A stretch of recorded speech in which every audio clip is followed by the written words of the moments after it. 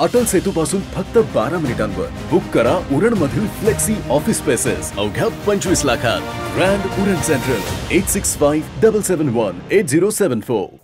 अलिबागमध्ये गुरुवार दिनांक 25 जुलै रोजी JSW कंपनीचं एक मालवाहू जहाज कुलाबा किल्ल्याच्या परिसरात खराब हवामानामुळे भरकटलं होतं. हे जहाज धरमतरकडून जयगडच्या दिशेने निघालं होतं. मात्र खवळलेला समुद्र आणि वादळी वाऱ्यामुळे हे जहाज अलिबागमध्येच अडकून पडलं होतं. यावेळी जहाजावर 14 खलाशी होते. रात्रीची वेळ, तुफान पाऊस, सोसाट्याचा वारा, दृश्यमानता कमी आणि खवळलेल्या समुद्रात झुलणारं जहाज अधिक भरकटू नये म्हणून नाविकानं जहाज नांगर टाकून कुलाबा किल्ला परिसरात उभं केलं आहे. त्यानंतर सुरू झाला सुटकेचा थरार.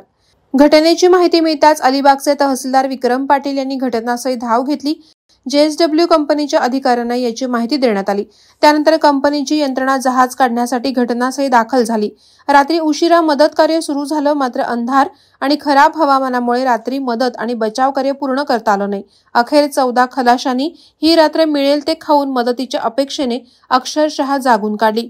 त्यानंतर सकाळी भारतीय तटरक्षक दलाला याबाबत कळवण्यात आलं. लागलीच तटरक्षक दलाचं हेलिकॉप्टर मुंबईहून अलिबागला रवाना झालं. यावेळी हेलिकॉप्टरने सुमारे 7 फेऱ्या मारून 14 खलाशांना सुखरूप किनाऱ्यावर आणलं आणि साऱ्यांनी सुटकेचा निश्वास सोडला. वादळवारा लाईव्हसाठी धनंजय कवठेकर यांच्यासह किरण बांधणकर, अलिबाग. नवी मुंबई व रायगड जिल्ह्यातील ताज्या बातम्या आणि घडामोडींसाठी सबस्क्राईब करा वादळवारा लाईव्ह चॅनल आणि दाबा बेल आयकॉन.